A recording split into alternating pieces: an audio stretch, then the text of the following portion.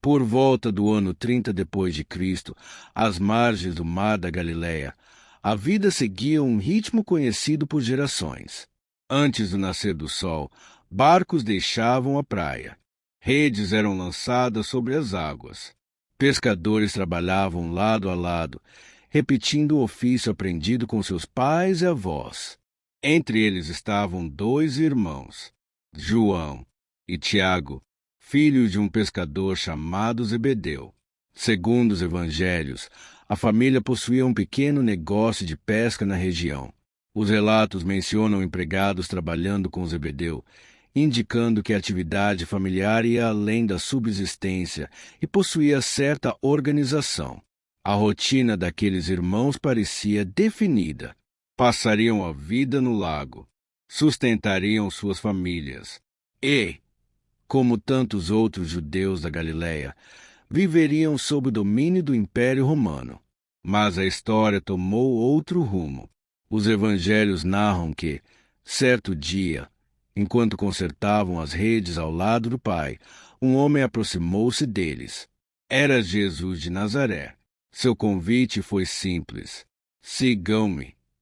O texto bíblico registra um detalhe que revela a força daquele momento. João e Tiago deixaram imediatamente o barco, as redes e o próprio pai para seguir Jesus. Assim começava uma jornada que mudaria suas vidas para sempre. Desde o início, os dois irmãos ocuparam uma posição de destaque entre os discípulos. Ao lado de Pedro, formavam um pequeno grupo que acompanhava Jesus em momentos particularmente importantes de seu ministério. Foram testemunhas da ressurreição da filha de Jairo, quando apenas alguns discípulos puderam entrar no quarto onde a menina estava. Também estiveram presentes na transfiguração. Segundo os evangelhos, Jesus levou apenas Pedro, João e Tiago ao alto de um monte. Ali, diante deles, sua aparência tornou-se resplandecente. Moisés e Elias apareceram conversando com ele. E uma voz declarou: Este é o meu filho amado, ouçam-no. Pouco tempo depois, os mesmos três discípulos acompanharam Jesus em outro momento decisivo, no jardim do Getsêmani. Enquanto demais permaneciam mais afastados, Pedro, João e Tiago foram convidados a permanecer mais próximos durante a oração que antecedeu a prisão de Jesus. Eles testemunharam tanto momentos de glória quanto de profunda angústia. Os evangelhos também revelam aspectos da personalidade desses irmãos. Em certa ocasião, quando uma aldeia samaritana recusou receber Jesus, eles perguntaram: Senhor, queres que mandemos descer fogo do céu para consumi-los? Jesus os repreendeu. Esse episódio ajuda a compreender o apelido dado aos dois. Segundo o Evangelho de Marcos, Jesus chamou João e Tiago de Boanerges, expressão traduzida como filhos do trovão. O significado exato desse nome ainda é discutido, mas muitos estudiosos relacionam ao temperamento intenso e impulsivo demonstrado pelos irmãos em diferentes momentos. Essa intensidade também aparece quando, segundo os evangelhos, sua mãe pediu que um deles se sentasse à direita de Jesus e o outro à esquerda quando ele estabelecesse seu reino. Era um pedido que revelava expectativas humanas sobre o futuro, mas Jesus respondeu falando de sofrimento, serviço e entrega. Naquele momento, João e Tiago ainda não compreendiam plenamente o caminho que os aguardava. Eles imaginavam participar de um reino de glória.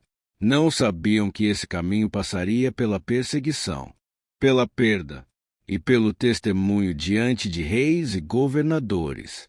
Depois da crucificação e da ressurreição de Jesus, os dois irmãos permaneceram ao lado dos demais discípulos em Jerusalém. A missão que haviam recebido estava apenas começando e, embora compartilhassem a mesma origem e o mesmo chamado, seus destinos seguiriam caminhos muito diferentes. Um deles seria o primeiro dos 12 a entregar a própria vida pela fé. O outro viveria o suficiente para testemunhar uma nova geração de cristãos. Suas histórias começariam juntas, mas a história faria questão de separá-las. A morte e a ressurreição de Jesus marcaram o fim de uma etapa, mas, segundo os evangelhos e o livro de Atos dos Apóstolos, não significaram o fim da missão dos discípulos. Após a ascensão de Jesus, João e Tiago permaneceram em Jerusalém ao lado dos demais apóstolos. Participaram da escolha de Matias. Estavam presentes no dia de Pentecostes. Testemunharam o nascimento da primeira comunidade cristã. A partir desse momento, o livro de Atos passa a mostrar uma igreja que cresce rapidamente, enfrentando entusiasmo e oposição ao mesmo tempo. Entre as figuras que aparecem com mais frequência estão Pedro e João. Tiago, embora citado com menos detalhes, permanece entre os 12 e compartilha da mesma missão. Segundo Atos, certa tarde Pedro e João dirigiam-se ao templo para a oração das 3 horas. Na entrada conhecida como Porta Formosa, encontraram um homem paralítico desde nascimento, que todos os dias era levado até ali para pedir esmolas. Ao vê-los aproximar-se, estendeu a mão esperando receber alguma ajuda. Pedro respondeu com palavras que atravessaram os séculos. Não tenho prata nem ouro, mas o que tenho, isso te dou. Em nome de Jesus Cristo, o Nazareno, levanta-te e anda. Tomando pela mão, ajudou a levantar-se. Segundo o relato bíblico, imediatamente seus pés e tornozelos recuperaram a força.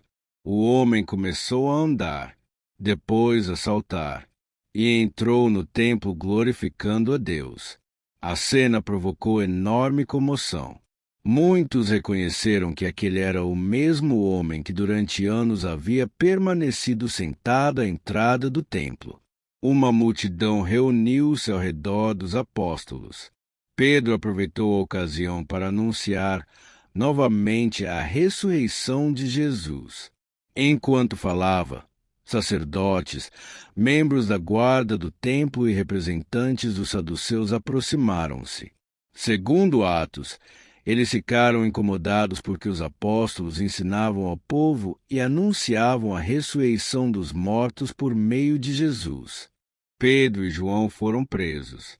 No dia seguinte, compareceram diante do Sinédrio, o mesmo conselho que havia participado do julgamento de Jesus poucas semanas antes.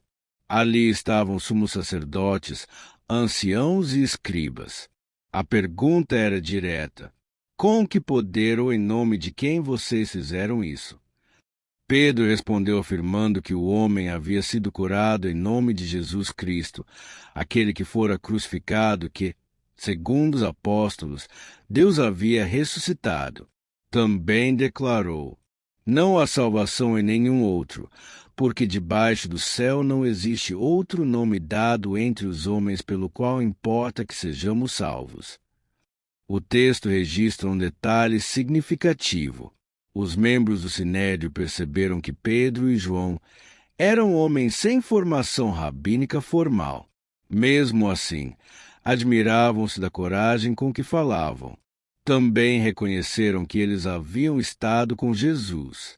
Sem encontrar uma forma de negar o milagre, ordenaram que os dois deixassem de falar em nome de Jesus. Mas Pedro e João responderam: julguem vocês mesmos se é justo diante de Deus obedecer a vocês em vez de obedecer a Deus. E nós não podemos deixar de falar daquilo que vimos e ouvimos. Depois de novas ameaças, foram libertados. Ao retornarem para junto dos demais discípulos, narraram tudo o que havia acontecido. Segundo Atos, a comunidade reuniu-se em oração. Em vez de pedir o fim das perseguições, pediu coragem para continuar anunciando a mensagem. O texto afirma que o lugar onde estavam reunidos tremeu. Todos ficaram cheios do Espírito Santo e continuaram proclamando a palavra de Deus com ainda mais ousadia. Era apenas o começo. Nos anos seguintes, Aquela coragem seria colocada à prova de maneira cada vez mais intensa. E seria Tiago, um dos filhos do trovão, o primeiro dos 12 a pagar com a própria vida por permanecer fiel à missão que receberá. À medida que os anos passavam, a igreja deixava de ser vista apenas como um pequeno grupo reunido em Jerusalém. Segundo o livro de Atos dos Apóstolos, comunidades cristãs já existiam em diferentes regiões da Judéia e da Samaria. A mensagem continuava se espalhando, mas também crescia a oposição. Nesse período, o governo da Judéia estava nas mãos de Herodes Agripai, neto de Herodes, o Grande. Diferentemente dos governadores romanos que o antecederam, Agripa buscava fortalecer sua relação com as lideranças judaicas. Segundo os historiadores antigos, procurava apresentar-se como um rei fiel às tradições do povo judeu. Foi nesse contexto que, segundo Atos, iniciou uma nova perseguição contra alguns membros da igreja. Lucas registra o acontecimento de forma surpreendentemente breve. Nessa ocasião, o rei Herodes mandou prender alguns da igreja para maltratá-los e matou Tiago, irmão de João, à espada. São apenas poucas palavras, mas elas carregam um enorme significado. Pela primeira vez, um dos 12 apóstolos tinha sua morte registrada nas Escrituras. Tiago, um dos primeiros a atender ao chamado de Jesus às margens do Mar da Galileia. Um dos 3 discípulos presentes na Transfiguração. Um dos que estiveram mais próximos de Jesus no Getsêmani. Agora desaparecia silenciosamente da narrativa bíblica. O texto não descreve seu julgamento, não relata suas últimas palavras, não informa o local da execução, nem registra a reação de João, seu irmão. Lucas parece dirigir toda a atenção para um único fato. O primeiro dos 12 havia sido morto por causa de sua fé. Ao perceber que a execução agradara parte da população, Herodes prosseguiu com a perseguição. Segundo Atos, Pedro também foi preso. Foi colocado sob forte vigilância, guardado por 4 grupos de soldados e mantido acorrentado na prisão durante os dias da festa dos pães sem fermento. Enquanto isso, a comunidade cristã reunia-se em oração. Na noite anterior ao julgamento, segundo o relato bíblico, um anjo apareceu na prisão. As correntes caíram. Os portões abriram-se. Pedro deixou o cárcere sem compreender, num primeiro momento, se aquilo era uma visão ou um acontecimento real. Quando finalmente percebeu que estava livre, dirigiu-se à casa onde muitos cristãos permaneciam reunidos em oração. A libertação de Pedro contrastava fortemente com o destino de Tiago. Um havia sido morto, o outro havia sido libertado. O livro de Atos não explica essa diferença, apenas registra os acontecimentos. Talvez justamente por isso esse episódio continue despertando tantas reflexões entre leitores e estudiosos.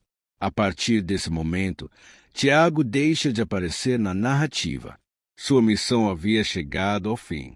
João, porém, continuaria sua caminhada por muitas décadas. Segundo a tradição cristã, seria o único dos 12 a alcançar a velhice. Testemunharia novas gerações de discípulos.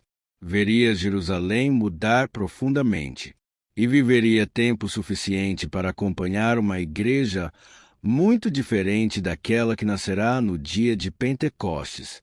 Mas, antes disso, ainda desempenharia um papel importante ao lado das principais lideranças cristãs. Depois da morte de Tiago, o irmão mais novo continua aparecendo apenas ocasionalmente nas páginas do Novo Testamento. O livro de Atos dos Apóstolos passa a concentrar sua narrativa principalmente nas viagens missionárias de Paulo. João permanece em Jerusalém durante parte desse período. Segundo a carta de Paulo aos Gálatas, ele ainda era reconhecido como uma das principais lideranças da igreja. Ao recordar sua visita a Jerusalém, Paulo menciona Tiago, Pedro, chamado de Cefas, e João como aqueles que eram considerados colunas da comunidade cristã. Essa é uma informação importante. Ela mostra que, mesmo aparecendo menos na narrativa de Atos, João continuava exercendo um papel de grande influência entre os primeiros cristãos. Depois desse episódio, as Escrituras praticamente silenciam sobre sua trajetória. É nesse ponto que o documentário também muda de fonte. Para acompanhar os anos seguintes da vida de João, historiadores recorrem aos escritos dos primeiros cristãos e às tradições preservadas pelas comunidades da Ásia Menor. Entre os testemunhos mais antigos está o de Irineu de Leão.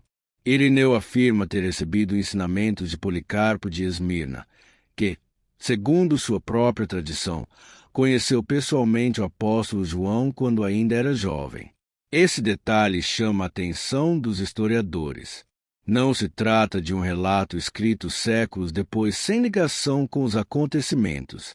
Irineu apresenta uma cadeia de transmissão relativamente próxima da geração apostólica. Segundo essa tradição, João estabeleceu-se na cidade de Éfeso, uma das mais importantes metrópoles do mundo romano. Naquela época, Éfeso era uma cidade vibrante. Seu porto recebia embarcações vindas de diferentes regiões do Mediterrâneo. Suas ruas eram tomadas por comerciantes, viajantes e peregrinos.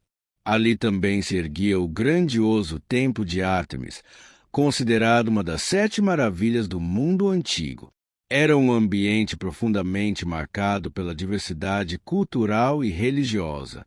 Segundo a tradição cristã, João tornou-se uma das principais referências para as comunidades espalhadas por essa região. Durante esse período, várias igrejas floresciam em cidades como Esmirna, Pérgamo, Tiatira, Sardes, Filadélfia e Laodiceia. Anos mais tarde, essas mesmas comunidades apareceriam novamente em um dos livros mais conhecidos do Novo Testamento. Além de seu trabalho pastoral, a tradição cristã atribui a João a autoria do 4º Evangelho e de 3 cartas que levam seu nome. Entretanto, a autoria desses textos continua sendo objeto de estudos e debates entre pesquisadores. Enquanto parte da tradição cristã os atribui diretamente ao apóstolo João, alguns estudiosos defendem outras possibilidades relacionadas ao chamado Círculo Joanino. Independentemente dessas discussões, esses escritos exerceram profunda influência sobre a formação da teologia cristã. Neles aparecem temas recorrentes como a luz, a verdade, o amor, a vida eterna e a identidade de Jesus. Enquanto Pedro havia encerrado sua missão em Roma, João tornava-se a principal ligação viva entre a geração que caminhara com Jesus e os novos cristãos que agora surgiam por todo o império. Mas um novo período de perseguição aproximava-se, e seria durante esse tempo que, segundo o próprio Novo Testamento, João escreveria o último livro da Bíblia, um livro repleto de símbolos, visões, cartas e esperança, o Apocalipse. No final do século I, o cristianismo já estava presente em diversas regiões do Império Romano.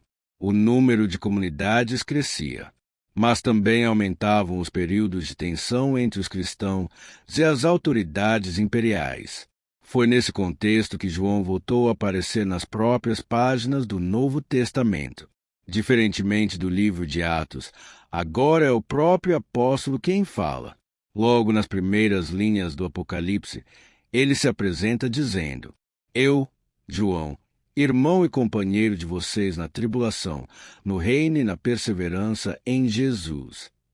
Em seguida, acrescenta que estava na ilha de Paimos, por causa da palavra de Deus e do testemunho de Jesus. Paimos era uma pequena ilha rochosa localizada no Mar Egeu.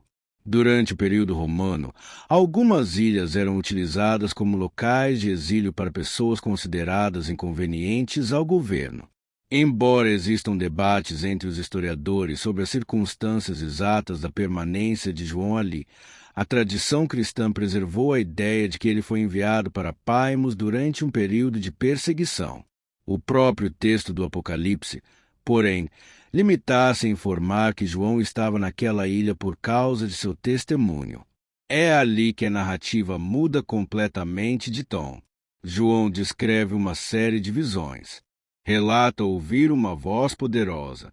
Volta-se para ver quem falava e afirma contemplar Jesus em uma descrição repleta de símbolos. Segundo o relato, recebe a ordem de escrever tudo o que iria ver e enviar a mensagem às igrejas da Ásia. Antes mesmo das grandes visões conhecidas pelo público, o livro apresenta 7 cartas dirigidas às comunidades de Éfeso, Esmirna, Pérgamo, Tiatira, Sardes, Filadélfia e Laodiceia.